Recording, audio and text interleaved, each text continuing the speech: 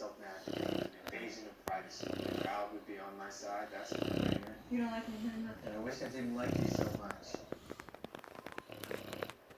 Took 5 fucking days, Helen, for you to give yourself your own reality show. I understand you're wanting to insult me right now, but that's not what I did.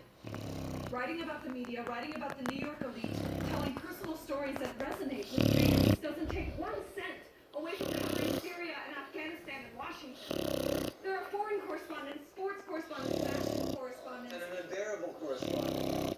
Jealous of the New York elites? I've got you covered. A movie star was at an environmental fundraiser and they rode on a private jet? Here's your phony outrage. Feeling a little like you didn't make